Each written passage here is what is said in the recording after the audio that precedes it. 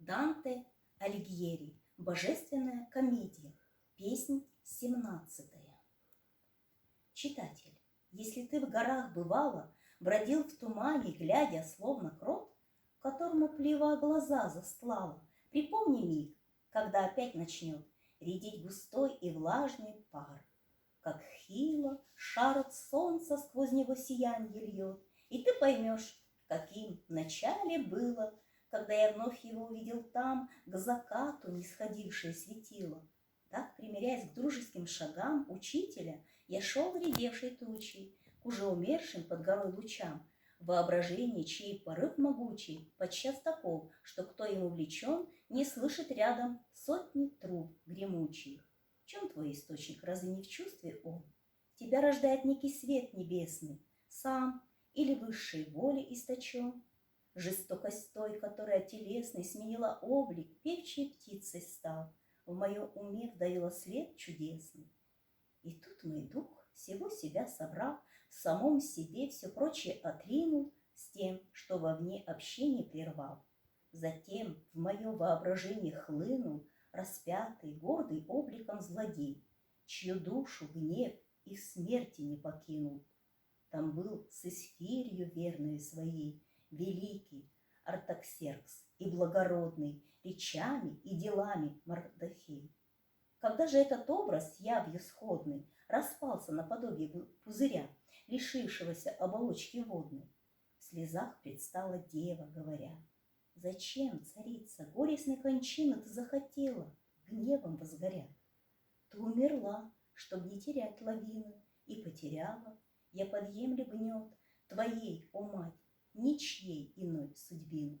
Как греза сна, когда ее прервет, волна в глаза ударившего света трепещет миг, потом совсем умрет.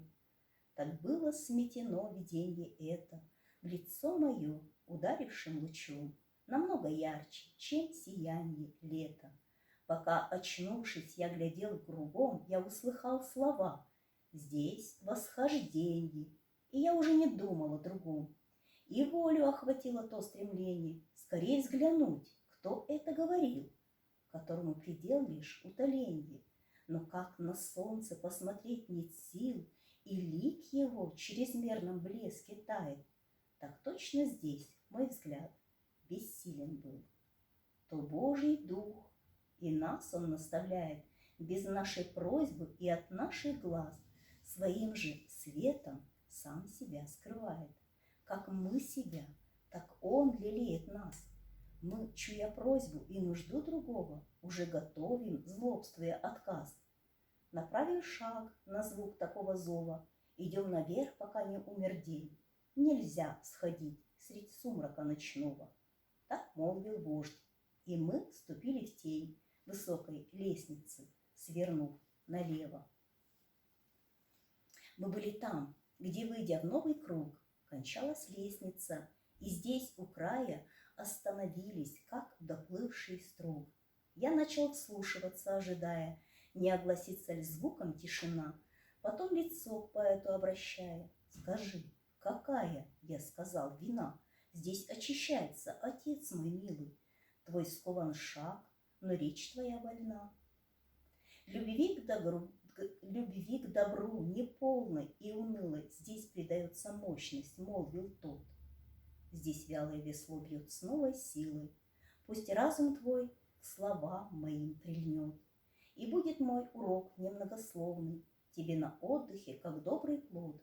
Мой сын, вся тварь, как и Творец Верховный», — так начал он, — «ты это должен знать, полна любви, природной или духовной.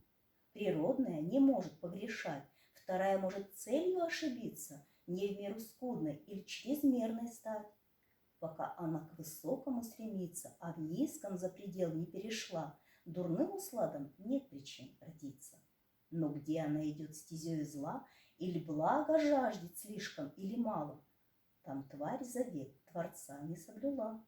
Отсюда ясно, что любовь – начало, как всякого похвального плода, так и всего, за что карать пристала. А так как взор любви склонен всегда к тому всех прежде, кем она носима, то неприязнь к себе вещам чужда. И так как сущее неотделимо от первой сущности, она никак не может оказаться нелюбима. Раз это верно, остается так. Зло, как предмет любви, есть зло чужое, и вашим, или в виде ее троя, или иной надеется подняться вдвое, поправ соседа, этот должен пасть. И лишь тогда он будет жить в покое. Иной боится славу, милость, власть утратить, если ближний вознесется, и неприязнь томит его, как страсть. Иной же от обиды так зажжется, что голоден, пока не отомстит, и мыслями к чужой невзгоде рвется. И этой вот любви трояки вид оплакан там, внизу. Но есть другая, чей путь к добру иной, чем надлежит. Все смутно жаждут блага, сознавая, что мир души ли в нем осуществим, и все к нему стремятся, уповая. Но если вас влечет к общению с ним лишь вялая любовь, то покаянных казнит вот этот круг, где мы стоим. Еще есть благо, полное обманных, пустых отрад, в котором нет того, в чем плод и корень благ для счастья данных. Любовь, чересчур алкавшая его в трех верхних кругах, предается плачу.